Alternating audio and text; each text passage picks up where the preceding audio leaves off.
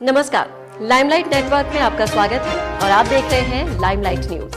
आइए डालते हैं नजर आज की खास खबरों पर। आप देख रहे हैं लाइमलाइट मीडिया टीवी। इस वक्त हम मौजूद है एसके मेडिकल हॉस्पिटल में, जो कि नरियावल पर स्थित है। यहाँ पर डॉक्टर सौम्या सिन्हा जी हमारे साथ हैं। तो बात करेंगे उनसे आज के दौर में जो महिलाओं के में जो बीमारियाँ पाई जा रही हैं उनको क्या कारण है और उनसे बचने के क्या उपाय हैं। सौम्या जी, सिन्हा जी, स्वागत है आपका।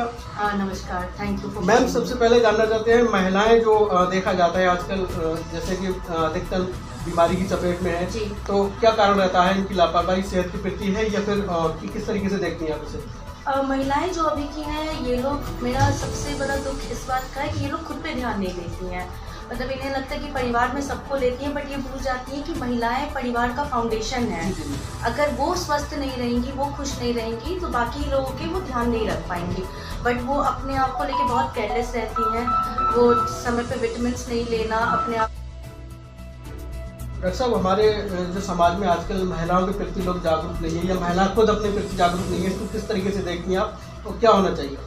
जी, इसको मैं सबसे ज़्यादा इस तरह से देखना चाहती हूँ कि महिलाएं अपने आप को नेग्लेक्ट करती हैं। वो भूल जाती हैं कि वो परिवार का फाउंडेशन है। They are the building ones. वो परिवार को जोड़ के रखती हैं। अगर वो मजबूत नहीं रहेंगी, वो स्वस्थ नहीं रहेंगी, तो वो परिवार में बाकी लोगों को भी ध्यान नहीं दे पाएंगी। बच्चे भी कमज़ोर हो रहे हैं, हस्बैंड्स को भी प्रॉब्लम्स हो रही हैं, जस्ट बिकॉज की महिलाएं खुद पे ध्यान नहीं दे रही है। पहले खुद को ध्यान दें, खुद को स्वस्थ रखें, फिर वो सबको कर पाएंगी। क्योंकि जैसे कहा जाता है मेडिकल साइंस में कि healthy heart, healthy mind keeps a healthy body and that lead to healthy family. तो एक ये चीज़ है। मैम, महिलाओं में यानी कि जो औरतें हैं जी, वो बच्चों के साथ कंटिन्यू बच्चों के साथ वही अक्सर रहती हैं, तो वो उसके साथ उनकी स्वास्थ्य ठीक न होने से बच्चों पर भी उसका पूरा इफेक्ट होता है। exactly. तो बच्चों को भी उसकी चपेट में आ जाते हैं, बच्चे भी बीमारी की जद में आ जाते हैं जी। तो इसके लिए उनको क्या ऐसा करना चाहिए बच्चों को खुद को सुरक्षित रख सकें? महिलाओं को जैसे अब देखिए, जिससे एक बहुत छोटी सी मैं एग्जांपल दे रही हूँ, सर्दी खांसी की। कि अब महिलाओं को हल्का सा लगा कि मुझे थोड़ी सर्दी खांसी की सिम्टम आ रही है, बट वो दवा नहीं लेंगी, वो छोड़ देंगी कि अरे ये तो मैं घर के घरेलू नुस्खे से अदरक की चाय पी के ठीक कर लूँगी। अगर किसी चीज़ को वो जड़ से ख़त्म करने शुरू में ही दवा स्टार्ट कर दे, पहले दिन से ही अगर वो 3 दिन की एक दवा सिंपल सी एंटीबायोटिक का कोर्स होता है स्टार्ट कर लें, तो फिर ना उन्हें इन्फेक्शन होगा, ना उनके कारण बच्चों को और हस्बैंड को या बाकी घर वालों को इन्फेक्शन होगा। तो ये सिंपल सी कुछ चीज़ें हैं जो अगर बच्चे खुद पे ध्यान दें, महिलाएं खुद पे ध्यान दें, तो अवॉइड कर सकते हैं। और बच्चे भी, जैसे अगर महिलाएं बीमार हैं फिर भी वो बच्चे को पकड़ रही हैं, अपने पास रख रही हैं, अपने से खाना खिला रही हैं, वो भूल जा रही हैं कि बच्चों को अफेक्ट हो रहा है इस चीज़ से। देखिए, वो प्यार से करती हैं, बट वो भूल जाती हैं कि उनकी बीमारी बच्चों को जा रही है।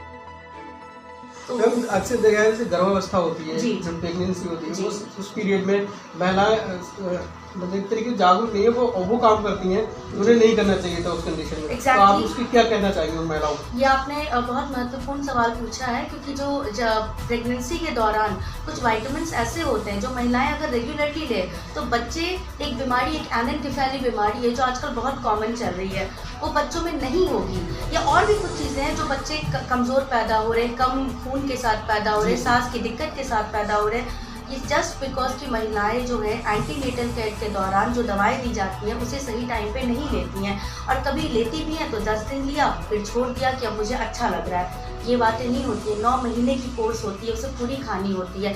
महिलाओं में खून की कमी हो जाती है, जिसके कारण बच्चे नॉर्मल डिलीवरी नहीं कर पाते हैं, जिसके कारण ऑपरेशन में हमें अलग से खून लेना पड़ता है, खून मंगवाना पड़ता है। इससे भी पेशेंट परेशान होते हैं। तो पेशेंट ये भूल जाते हैं कि डॉक्टर खुद के लिए नहीं बोल रहे हैं, पेशेंट के लिए ही बोल रहे हैं, क्योंकि उनके अंदर खून की कमी थी, इसीलिए हमें ये स्टेप लेना पड़ा। और ये खून की कमी क्यों हुई? एक सिंपल रीज़न है कि उन्होंने दवाएं सही टाइम पे नहीं दी हैं गर्भ व्यवस्था में।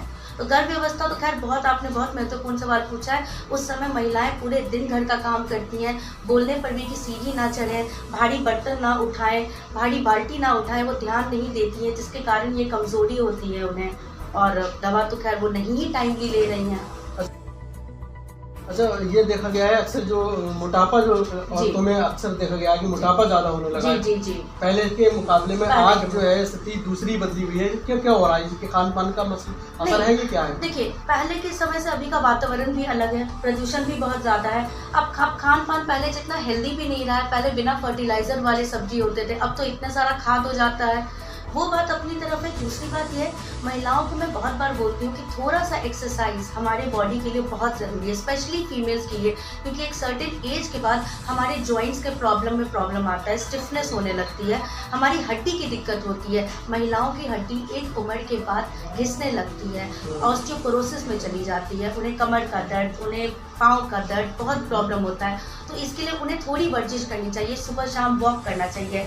अब समझाने पर भी वो कहते हैं कि हम तो घर का काम कर रहे हैं। देखिए, घर के काम में हम साधारण तरीके से चलते हैं, और जब हम वॉक करते हैं, टहलते हैं, तो हम ब्रिस्क वॉक करते हैं, जो हमारी सेहत के लिए अच्छा असर करता है, हमारी मेटाबॉलिज्म को बढ़ाता है। इन चीज़ों को महिलाएं बिल्कुल ध्यान नहीं देती हैं। बेसल मेटाबॉलिक रेट जब कम होने लगती है तो वजन बढ़ने लगता है अपने आप। ये सारी चीज़ें जो है हमारी जॉइंट पे, घुटने पे, एंकल पे, हर जगह असर करता है। और आप देख रहे होंगे कि अभी नए समय में महिलाएं घुटने के दर्द से, कमर के दर्द से बहुत प्रताड़ित रहती हैं। तो इन सब चीज़ों के लिए थोड़ी वर्जिश, अपने लिए समय निकालें। सबसे महत्वपूर्ण बात है, अपने लिए समय निकालें, सुबह शाम आधे घंटे का थोड़ा सा वर्जिश रखें। अच्छा मैम, और भी एक सवाल है जो कि अक्सर देखा जाता है, पहले के से अब में ये फ़र्क देखा गया कि पहले महिलाएं जो थी नॉर्मल रहती थी, आज यह एक नई समस्या जैसे स्तन कैंसर जो है वो बहुत बड़ी समस्या है और अक्सर ये महिलाओं में पाई जाने लगी है। क्या कारण है इसमें? नहीं, स्तन कैंसर देखिए पहले भी होंगे, लेकिन इतना अवेयरनेस नहीं था, और अभी भी लोग इस चीज़ को अवेयर नहीं है। देखिए, एक तो कैंसर का सबसे बड़ा रीज़न जो मैंने खुद बोला कि आजकल हम लोग जो खान पान कर रहे हैं वो बहुत प्रदूषित है। और आपने अभी नई स्टडी WHO की भी निकली है, जिसमें ऐसा नहीं है, लोग सोचते हैं कि नॉनवेज वेज, ऐसी कुछ बात नहीं है। आजकल वेजिटेरियन खाने में भी उतनी ही मिलावट है, क्योंकि हमारी मिट्टी में बहुत खाद डल रहा है। तो उन चीज़ों के कारण कुछ कार्सिनोजेनिक चीज़ें हैं जो हमारे शरीर में आ रहे हैं। दूसरी रीज़न अवेयरनेस की है। महिलाओं को बहुत बार बोला जाता है, एक छोटा सा वर्ड है स्क्रीनिंग। अगर वो अपने पे ध्यान दे, ब्रेस्ट में थोड़ा सा भी या स्तन में थोड़ा सा भी उन्हें लंप, जैसे कि उन्हें लग रहा है कि मांस की तरह लग रहा है, या थोड़ा सा सफ़ेद डिस्चार्ज या पानी की तरह डिस्चार्ज आ रहा है, या वहाँ की जो खाल है वो मोटी हो रही है, या वहाँ पे रेडनेस या इचिंग हो रहा है, तो वो क्या करते हैं, घर में ही कुछ घरेलू नुस्खा करते हैं, जिससे उन्हें 2-3 दिन आराम हो जाता है। लेकिन ये सारे चीज़ इंडिकेशन है कि आप अपनी जांच करा लें।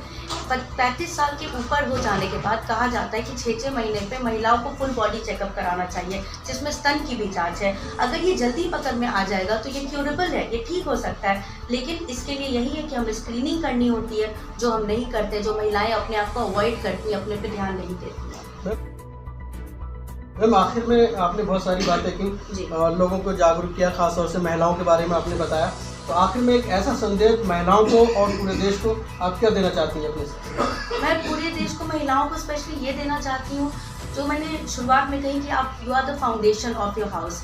आपको खुद को स्वस्थ रखना है, खुद पे ध्यान देना है। अगर आप व्रत कर रहे हैं, अगर हिंदू हैं तो आप व्रत कर रहे हैं, मुस्लिम है रोज़ा कर रहे हैं, ये सब करिए आप, लेकिन अपने पे भी ध्यान दीजिए, अपने शरीर पे ध्यान दीजिए।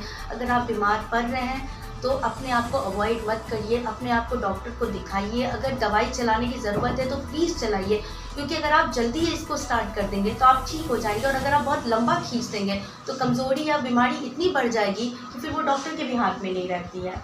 तो बस यही मैं कहना चाहती हूँ कि अपने आप पे ध्यान दें, अपने लिए जागरूक रहें, क्योंकि आप स्वस्थ तो आपका परिवार स्वस्थ। ये थी डॉक्टर सौम्या सिन्हा जी, जो कि SK मेडिकल हॉस्पिटल में बैठती हैं, और उन्होंने अभी आपको जो बातें बताई वो बहुत इम्पोर्टेंट बातें थी। उन्होंने बताया कि महिलाओं को किस तरीके से जीना चाहिए और किन चीज़ों से बचाव करना चाहिए।